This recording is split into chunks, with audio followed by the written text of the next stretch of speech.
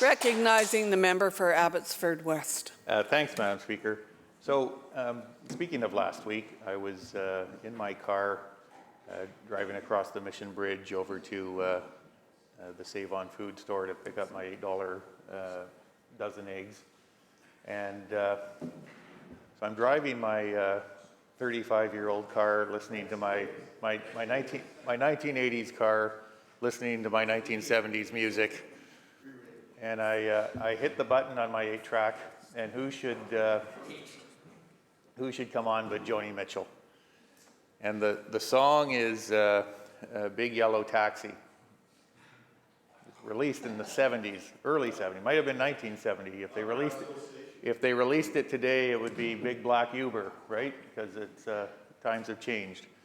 But there's a famous line in the song, and it became kind of an anthem for the ecological movement that was developing about paving paradise and putting up a parking lot. But that's not the line actually that got my attention, because there's a line just before, just after that, where she sings, "Don't it always seem to go that you don't know what you've got till it's gone? You don't know what you've got till it's gone." And that got me thinking about something that's been bothering me, and happily I have the privilege to come in here and get a few things, express my concerns and get a few things off my chest. And that's this notion of the importance and the power of a strong private sector economy and private sector job creation, Madam Chair.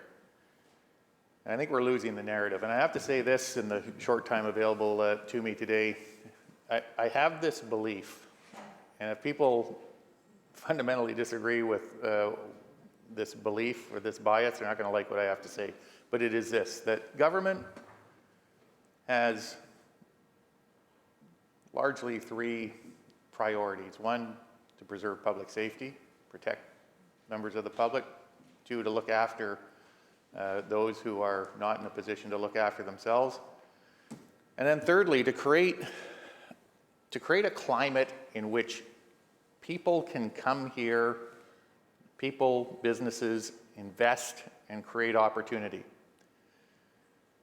And I confess that is rooted in the belief that it is ultimately the private sector that will generate the wealth that will flow through to people and eventually the government to allow government to address those three priorities.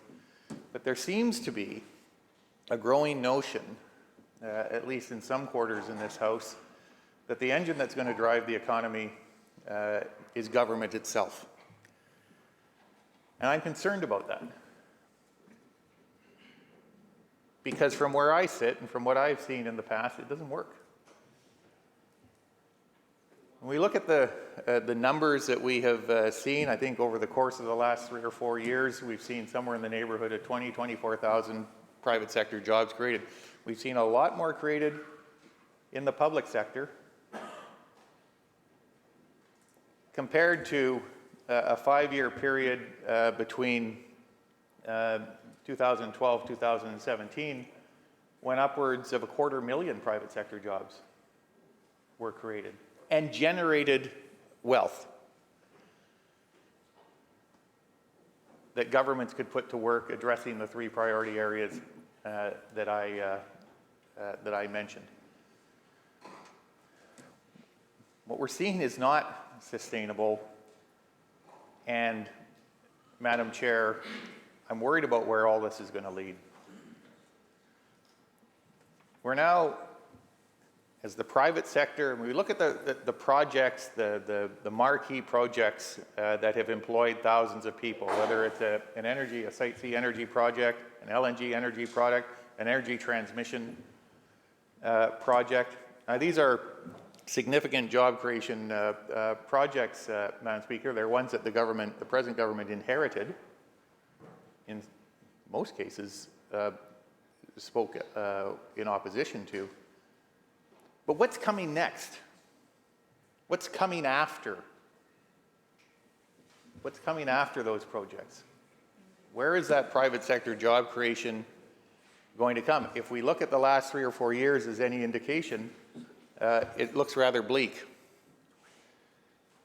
And at the end of the day, people are going to pay a price for that, Madam Speaker. You know, the finance minister says we're looking at a deficit this year of $6.5 billion. $6.5 billion. We haven't seen anything like that. And, you know, and there was a time when I sat in government, and after 2008, we ran some deficits. The world economy faltered badly, and to sustain services, we borrowed money. But, Madam Speaker, we then paid that money back. And by the time we got to 2017 and then later to COVID, British Columbia could boast a strong economy and a strong set of books. But where are we going to be when the next global cataclysm hits? The unwillingness to address that fundamental question of generating private sector investment, private sector jobs, and the wealth that goes with it, and instead simply running massive governmental deficits at the end of the day strikes me, and I'll say this, as a selfish way to govern. Because the people that are making those decisions and taking the credit for expending those billions of dollars that we don't have know one thing, Madam Speaker: they won't be here to clean up the mess. That'll be left to someone else.